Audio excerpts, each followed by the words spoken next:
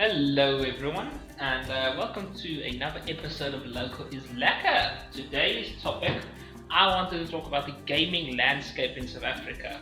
Something that's still relatively new to us, like completely. We did obviously now pick up quite a bit of steam in the last few years and stuff like that, but it was something foreign. As I said, like back then the NAGMAG was 25 years old, and that was more or less the 25 years ago, that was more or less the embryonic stage of our gaming landscape around.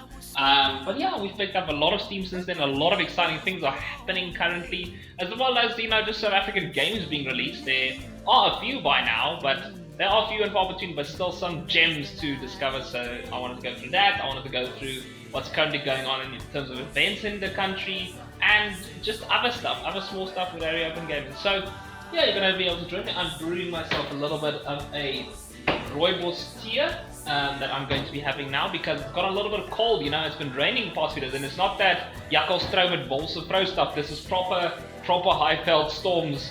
So yeah, it's cooled down quite a bit. But again, I'm going to get my tea brewed, and we're going to have a nice little sit down and chat about some South African games.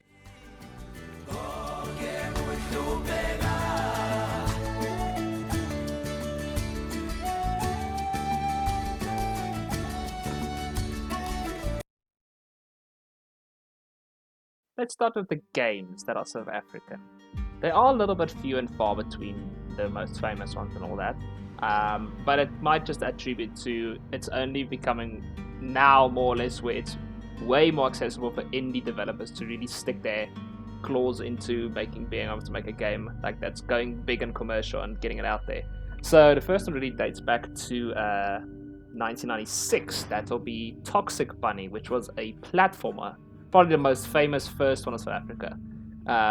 You could technically say that Blast Star, a 1984 game, was the first game made by a South African, which was Elon Musk. But these days, I'm not sure if you want to claim that man as a South African anymore. But anyway, no, so Toxic Bunny came out in 1996. Much later, only we really got into the big games again for South Africa. One of the biggest ones being Stasis. Now, Stasis was a 2050 game, actually featured on one of the NAGMAGs, but it was a point-and-click horror adventure that I found very unique, and actually its sequel, Bone Totem, actually also came out last year. But that's really where the door opened more or less around that side. We also had Viscera Cleanup Detail, which was made by a KZN-based studio. That one actually got quite a lot of traction on YouTube, played by a lot of people like Markiplier and Soviet Wombo and all those lovely folks. We also had games that were made by Free Lives, probably our biggest developer currently, and probably the maker of the biggest South African game currently, called Broforce, which is almost like a Contra one, except very over the top and very American and all that. Free Lives also has the title for probably the most weird game out there, called Genital Jousting. I'll let you figure that one out yourself. But yeah, there are also big ones on the scene. There's also great games like Butt Fighter that came out not a few years ago and stuff like that. And upcoming games, quite a lot of upcoming games, especially in the betas. I mean, we have the one featured on the latest NAGMAG, Meta Voidal, which actually won an award overseas and is being featured in those game shows overseas, which is great to see. We also have World Turtles that looks like a brilliant little strategy game that harkens back to those RTS days that I actually long for. And we also had VX Arena, which is kind of also like a Quake-like game. So they're really coming forward now, and I think we're also starting to get a voice really into the gaming world and creating our own little community with the developing we do. And then in terms of the other thing that's really growing this time is our esports. I mean, when you look at the teams we've got Rocket League teams now coming up and coming, CSGO teams, Valorant teams really up. Our esports, I believe our Rocket League team went over to Belgium or Europe the other day for a tournament. We had the Street Fighter tournament the other, a bit ago here in Pretoria at my campus of all places. They had that Street Fighter Kumite tournament or something like that.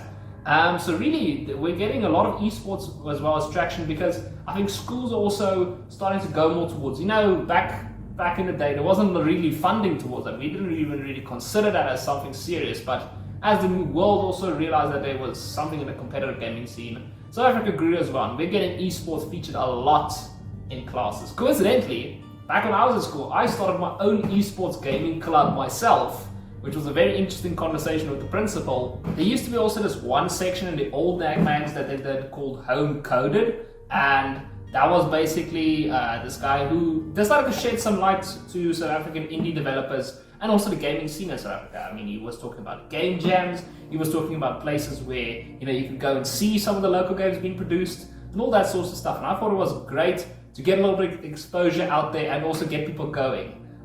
Speaking of that sort of thing, I mean, animation schools have popped up like Brussels sprouts in the past few years, especially in Cape Town and Joburg, and I'm pretty sure there is more technology-driven kind of education places, such as Belgium campus and stuff around South Africa now as well, catering towards that sort of drive to get us into that market. And then personalities-wise in South Africa, we've also got a lot of gaming personalities that have come up. Mr. Flack is one of them.